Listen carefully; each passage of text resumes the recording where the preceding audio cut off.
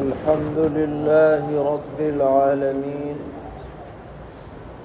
أشهد أن لا إله إلا الله وحده لا شريك له وأشهد أن سيدنا ومولانا محمدًا عبده ورسوله صلى الله تبارك وتعالى عليه وعلى آله وأصحابه وذرياته أجمعين. أما بعد فأعوذ بالله من الشيطان الرجيم. بسم الله الرحمن الرحيم. ما عندكم ينفد وما عند الله باق ولنجزين الذين صبروا أجرهم بأحسن ما كانوا يعملون. صدق الله مولانا العلي العظيم. معزز علماء کرام، بزرگوں اور بھائیوں،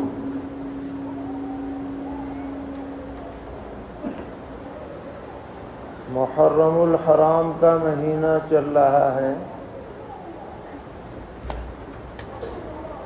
اور یہ اسلامی کیلنڈر کا سب سے پہلا مہینہ ہوتا ہے۔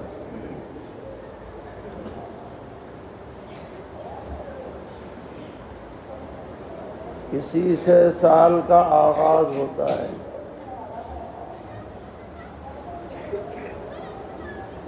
اور یہ مہینہ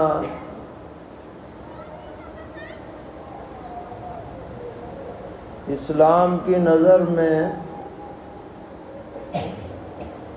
شروع ہی سے قابل عظمت رہا ہے۔ چنانچہ 4 مہینے ایسے ہیں جو اشہر حرم کہلاتے ہیں، یعنی عظمت والے مہینے۔ ان میں ایک محرم الحرام بھی ہے۔ زمانے جاہلیت میں بھی ان مہینوں کے اندر جنگ اور خونریزی، مار پیٹ حرام سمجھی جاتی تھی،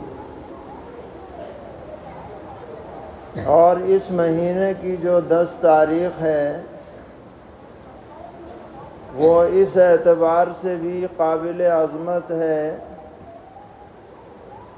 کہ دنیا کے بڑے اہم واقعات اس تاریخ کو پیش آئے۔ سرور عالم صلی اللہ تعالی علیہ وسلم جب مدینہ منورہ تشریف لائے، ہجرت فرما کر، تو آپ کو پتہ چلا کہ یہودی محرم کی 10 تاریخ کو روزہ رکھتے ہیں۔ تو آپ نے ان سے پوچھا کہ تم لوگ روزہ کیوں رکھتے ہو؟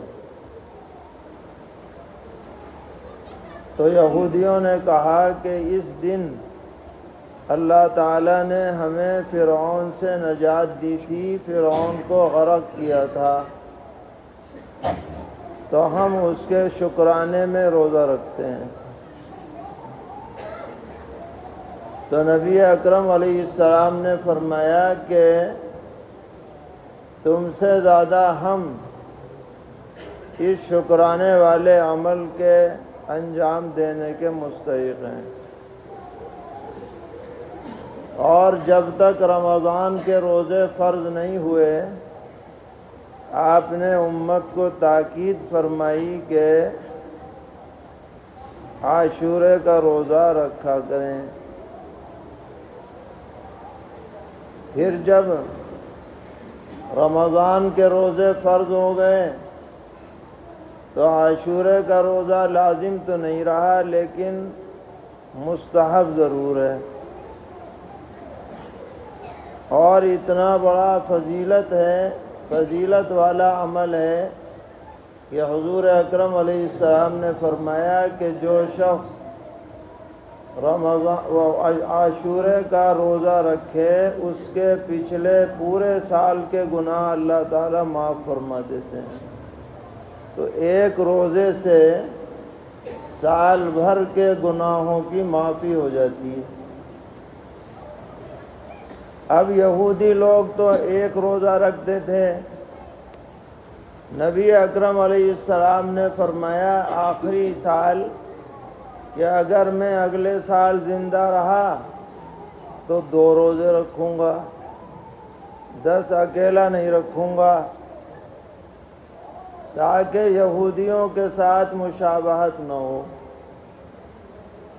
لیکن اگلے سال تک آپ باحیات نہیں رہے، دنیا میں پردہ فرما گئے، لیکن علماء نے لکھا ہے کہ چونکہ آپ نے خواہش ظاہر فرمائی تھی، اس لیے افضل یہی ہے کہ آدمی 9-10 رکھے یا 10-11 رکھے۔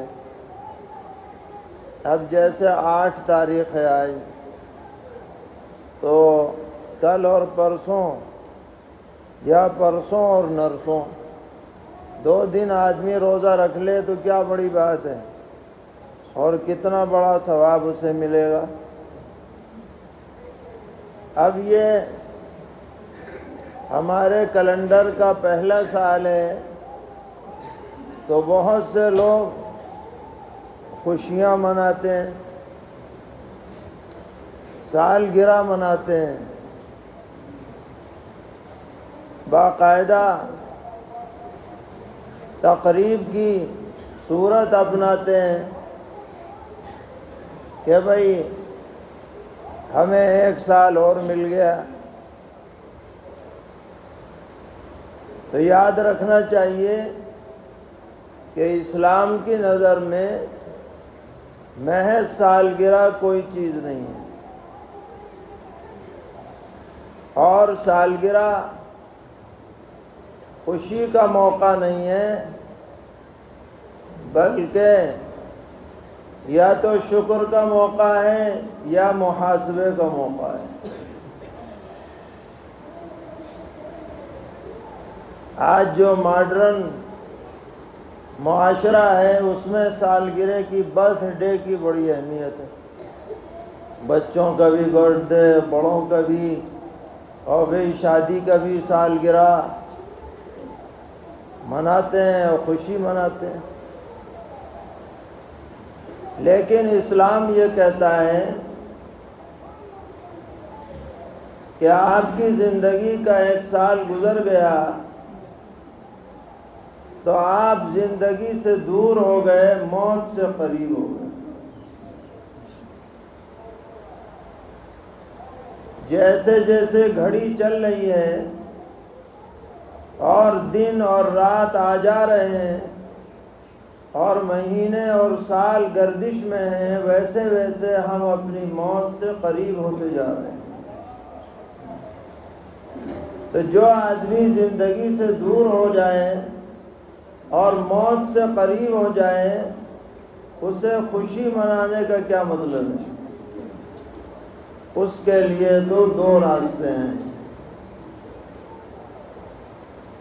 ایک یہ کہ وہ اپنا محاسبہ کرے کہ میری عمر 40 سال ہو گئی، کیسے گزری، اچھی گزری، خراب گزری، اللہ کی رضا میں گزری یا اللہ کی ناراضگی میں گزری، اطاعت میں گزری یا نافرمانی میں گزری، اس کے بارے میں سوچے۔ اور یہ دوسرا کوئی نہیں سوچ سکتا، ہم ہی سوچ سکتے ہیں خود، کیونکہ ہمیں پتہ ہے کہ ہم نے کیا کیا ہے۔ کتنی نیکیاں ایسی ہوتی ہیں جسے کانوں کان دوسروں کو خبر نہیں ہوتی،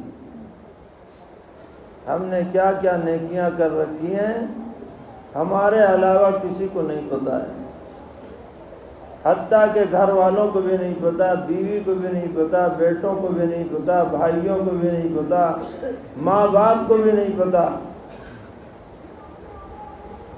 اور وہیں ہمارے کچھ گناہ بھی ایسے ہیں، خطائیں بھی ایسی ہیں، لغزشیں بھی ایسی ہیں جو ہم نے لوگوں سے چھپ کے کر رکھی ہیں، رات کے اندھیروں میں کر رکھی ہیں، تنہائیوں میں کر رکھی ہیں، دروازے بند کر کے کر رکھی ہیں، اکیلے میں کر رکھی ہیں، اور یہ سوچ کر کے کر رکھی ہیں کہ کسی کو پتہ نہ چلے، وہ ہم ہی جانتے ہیں۔ تو آج جب ہماری زندگی کا 1 سال گزر رہا ہے تو ہمیں سوچنا ہے کہ اگر ہم سے ایسی لغزشیں ہوئی ہیں، اور کوئی یہ نہیں کہہ سکتا کہ مجھ سے نہیں ہوئی ہیں، انسان سے خطائیں ہوتی ہیں، خطا ہونا اتنا تعجب کی بات نہیں ہے، خطا ہونے کے بعد بے حس ہو جانا، بے فکر ہو جانا، غفلت میں پڑے رہنا، یہ ہے خطرے کی بات۔ اگر ہمارے پاس عقل ہے، سمجھ ہے، ہم اپنی عاقبت کے بارے میں فکر مند ہیں، تو آج ہمیں تقریب نہیں منانی ہے، بلکہ آج ہمیں یہ عزم کرنا ہے کہ جو ہوا سو ہوا، ہم اللہ سے توبہ کرتے ہیں اور آئندہ اب ایسا کام نہیں کریں گے۔ اس کا موقع ہے، اور جو نیکیاں اللہ تعالیٰ نے توفیق عطا فرمائی اس پر ہم شکر بجا لیں، اللہ کا شکریہ ادا کریں کہ الہ العالمین میں تو کمزور انسان ہوں، میں کچھ نہیں کر سکتا تھا، اگر میں نے کچھ کیا ہے تو آپ کی توفیق سے میں کر سکا ہوں، جو مجھ سے کوتاہی ہوئی اسے معاف کر دیجئے، اور جو آپ نے اپنی توفیق سے عمل کرنے کا موقع عطا کیا ہے آپ ہی اسے قبول فرما لیجیے۔ قرآن پاک میں ہے کہ جب جنتی جنت میں چلے جائیں گے اور وہاں کی نعمتیں انہیں عطا ہوں گی، اور وہ دیکھ کر کے حیران ہو جائیں گے، تصور میں بھی نہ ہوگا کہ ایسی نعمتیں بھی ہو سکتی تھیں۔ ایک ایک مرتبہ سبحان اللہ پہ چٹے کے چٹے لگے ہوئے ہیں نیکیوں کے، الحمدللہ کا اتنا ثواب ہے، نماز کا اتنا ثواب ہے، نعمتیں انگنت ہیں، انمول ہیں، نہ کبھی کانوں نے سنی، نہ آنکھوں نے دیکھی، نہ دماغ میں آئیں،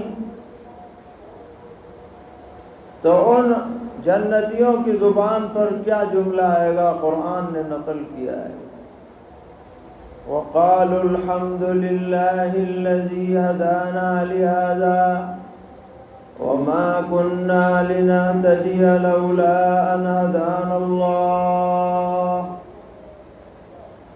ہر طرح کا شکر اللہ تعالیٰ کے لیے ہے جس نے ہمیں ان باتوں کی طرف رہنمائی فرمائی۔ اگر اللہ ہماری رہنمائی نہ کرتا تو ہم یہ عمل ہرگز انجام نہ دے سکتے تھے، یہاں تک نہیں پہنچ سکتے تھے۔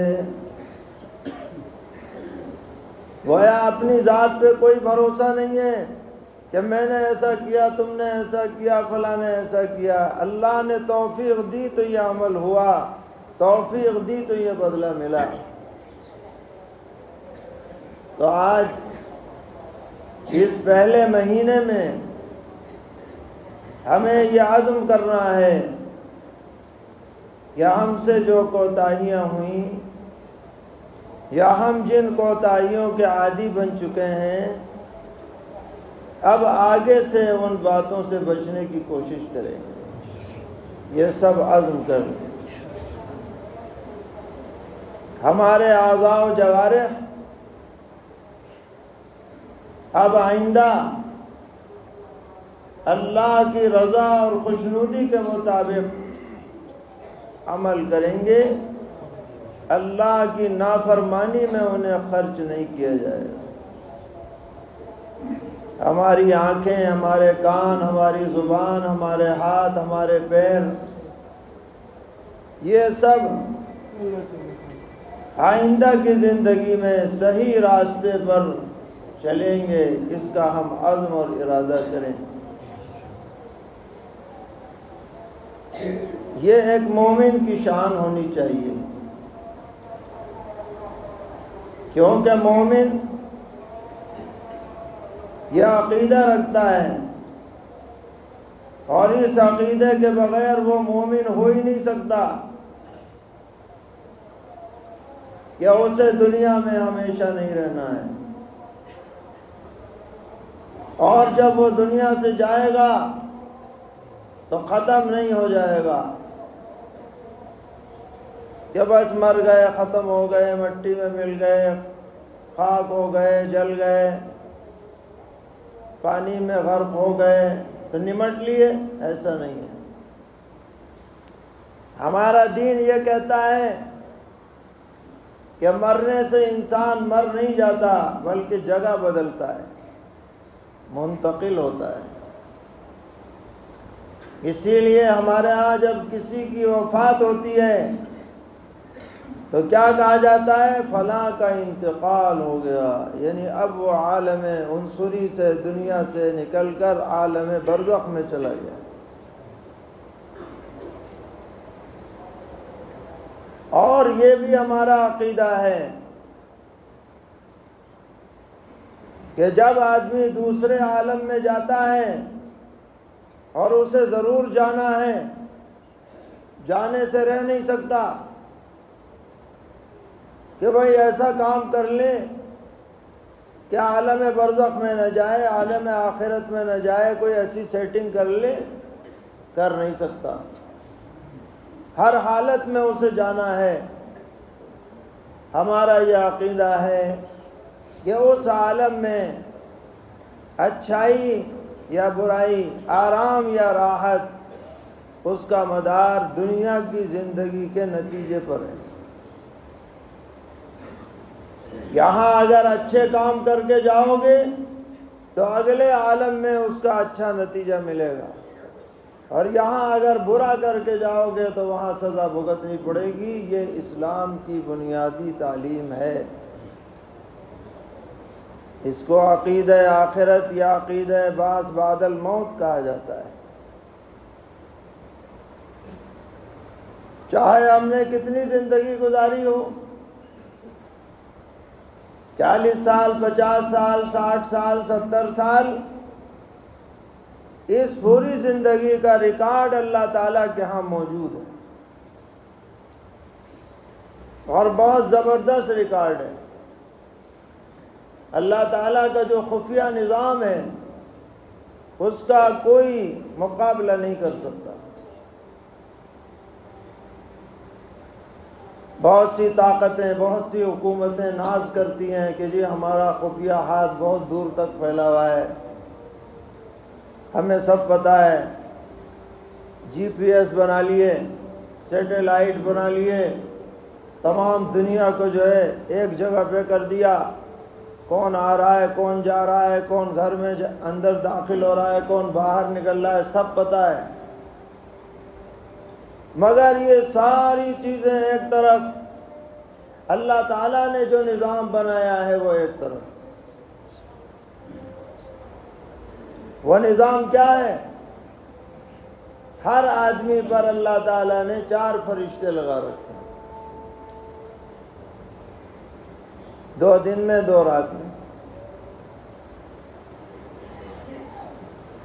رات والے صبح فجر کے وقت دن والوں کو چارج دے کے جاتے ہیں، اور دن والے شام کو عصر کے وقت رات والوں کو چارج دے کے جاتے ہیں۔ اور یہ فرشتے کبھی ان کو بخار نہیں آتا کہ بھئی چھٹی کر لیں، ان کو بھوک نہیں لگتی، یہ سستی نہیں کرتے، یہ نہ کسی کے دوست ہیں نہ کسی کے دشمن ہیں، جو بات ہے صحیح صحیح وہ لکھتے ہیں، نہ کسی کی دوستی میں نیکیاں بڑھائیں گے نہ کسی کی دشمنی میں نیکیاں گھٹائیں گے۔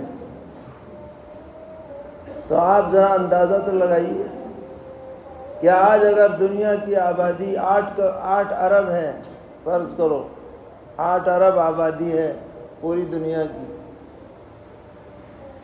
تو ان تمام انسانوں کے ریکارڈ کو تیار کرنے کے لیے اچھائی برائی کے 32 ارب فرشتے اللہ نے لگا رکھے،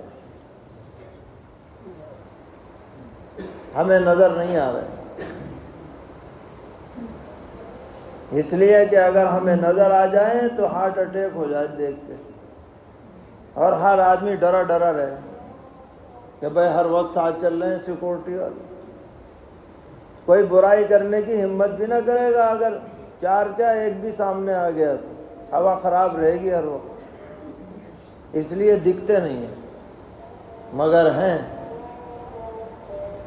اور اس بات پر یقین کرنا ضروری ہے کیونکہ قرآن نے کہہ دیا وَإِنَّ عَلَيْكُمْ لَحَافِظِينَ كِرَامًا كَاتِبِينَ، تمہارے اوپر نگراں مقرر ہیں، لکھنے والے معزز فرشتے، جو بھی تم کرتے ہو انہیں پتہ ہے۔ تو ہر مومن صاحب ایمان جو کلمہ طیبہ لا الہ الا اللہ محمد الرسول اللہ پڑھتا ہے وہ آخرت پر بھی یقین رکھتا ہے اور آخرت بنانے کی فکر بھی کرتا ہے۔ قرآن پاک کا یہ ایک اہم موضوع ہے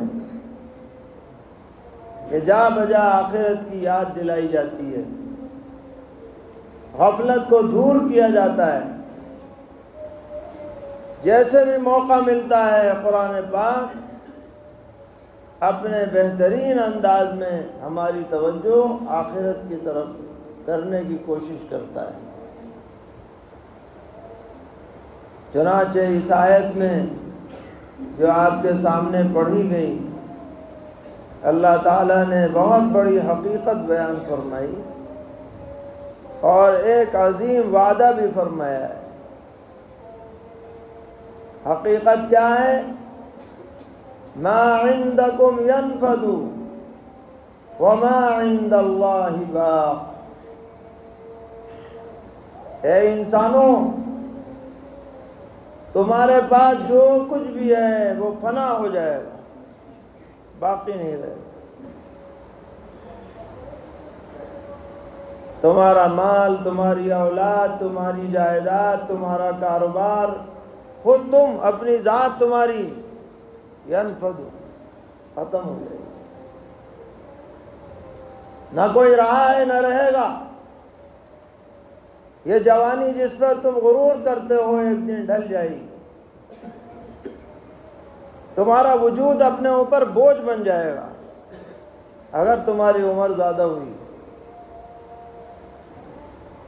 یہ ختم ہونے کے لیے ہے، دنیا بھی ختم ہوگی، دنیا کی چیزیں بھی ختم ہوں گی، دنیا کو بقا نہیں ہے۔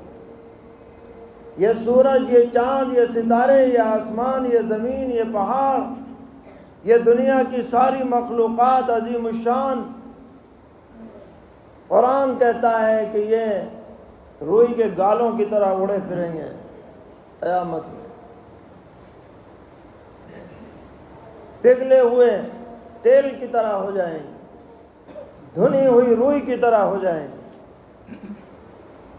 ما عندکم ینفد، جو کچھ بھی تمہارے پاس ہے سب ختم ہوگا، ضرور ختم ہوگا۔ وما عند اللہ باق، لیکن اللہ کے پاس جو نعمتیں ہیں، جو اجر و ثواب ہے، جو رحمتیں ہیں، جو انعامات ہیں، جو انتظامات ہیں، وہ ہمیشہ باقی رہنے والے ہیں، کبھی ختم نہیں۔ جنت میں جو جائے گا کبھی بوڑھا نہیں ہوگا، ہمیشہ جوان ہی رہے گا، کیونکہ اگر وہاں جا کے بھی بوڑھا ہو جائے تو جنت ہی کیا رہے گی؟ بوڑھا ہو گیا، اب کھا نہیں سکتا، نہ دانت ہے نہ ہاتھ ہے، لہذا ہمیشہ کیا رہے گا؟ جوان رہے گا۔ فرمایا ہمیشہ تندرست رہے گا، کبھی بیماری نہیں ہوگی، کیونکہ وہاں بھی اگر بیماری ہو جاتی تو پرہیز شروع ہو جاتا، بھئی شوگر ہو گئی، کوئی میٹھی چیز نہ کھاؤ، اور تمام انگور لدے پڑے ہیں، اب کھا نہیں سکتے، یہ کیسے ہو؟ اور جنت تو نام ہے، جو بھی جی میں آئے وہ کھاؤ، لہذا بیماری نہیں، نہ شوگر، نہ بلڈ پریشر، نہ ہارٹ، نہ کچھ، ہمیشہ بالکل فٹ رہے گا آدمی۔ اور جو جائے گا جنت میں ہمیشہ کے لیے جائے گا، کبھی اسے موت نہیں آئے گی، زندگی بھی ہمیشہ، نعمتیں بھی ہمیشہ، جوانی بھی ہمیشہ، صحت بھی ہمیشہ، امن و سکون بھی ہمیشہ، آرام و راحت بھی ہمیشہ، ما عند اللہ باق۔ اب آپ یہ بتائیے کہ عقل مندی کا تقاضا کیا ہے؟ فانی چیز پہ دل لگائے آدمی یا باقی چیز پہ دل لگائے؟ بتاؤ عقل مندی کا تقاضا کیا ہے؟ اپنی صلاحیت ان چیزوں کو حاصل کرنے پہ لگائیں جو آج ہیں اور کل نہیں ہیں، یا ان چیزوں پہ لگائیں جو ہمیشہ باقی رہنے والی ہیں؟ عقل کا تقاضا کیا ہے؟ دانشمندی کا تقاضا کیا ہے؟ یہی ہے کہ باقی سے کبھی نظر نہ ہٹائے، فانی سے بقدر ضرورت وابستگی ہو اور باقی سے اصلی وابستگی ہو، تو آدمی سمجھا جائے گا کہ یہ ہے عقل مند ہر معاملے میں۔ اس کے بعد اللہ تعالیٰ نے فرمایا وَلَنَجْزِيَنَّ الَّذِينَ صَبَرُوا أَجْرَهُمْ بِأَحْسَنِ مَا كَانُوا يَعْمَلُونَ، اور ہم ضرور بھی ضرور صبر کرنے والوں کو ان کا اجر عطا فرمائیں گے ان کے اچھے اعمال کے سبب۔ صبر کرنے والے کون لوگ ہیں؟ جو نیکیوں پر جمنے والے ہیں۔ صبر کا ایک مطلب یہ ہے کہ اگر نمازی ہیں تو گنڈے دار نمازی نہیں ہیں، پکے پابندی سے نماز پڑھتے ہیں، قرآن پڑھتے ہیں تو روزانہ پڑھتے ہیں، ذکر کرتے ہیں تو کرتے ہیں، یہ نہیں کہ ایک دن کیا ایک دن نہیں کیا۔ صبر کا مطلب نیکیوں پر جمنا۔ تو جو نیکی پر جمے گا اللہ تعالیٰ اس کا بہترین اجر مزید بڑھا کر کے عطا فرمائیں۔ اس لیے میرے بھائیوں، آج کی مجلس میں ہم سب یہ ارادہ کریں کہ انشاءاللہ ہر طرح کی برائی سے بچیں گے، ہر نیکی پر جمنے کی کوشش کریں گے، معاشرے کا ماحول دینی بنائیں گے، اور ماحول کو دینی بنانے میں مردوں کے ساتھ خواتین کا ذہن بھی بنانا ضروری ہے۔ اللہ نے خواتین کو یہ صلاحیت عطا فرمائی ہے کہ وہ جس بات کی ٹھان لیتی ہے اس کو کروا کے چھوڑتی ہے، اور آدمی مجبور ہو جاتا ہے۔ بہت سی برائیوں میں ایسا اصرار ہوتا ہے کہ آدمی اس سے بچ نہیں پاتا، لیکن جب یہی خاتون کسی نیکی پر لوگوں کو آمادہ کرنے کی کوشش کرتی ہے تو اس میں بھی آج نہیں تو کل، کل نہیں تو پرسوں کامیابی مل جاتی ہے۔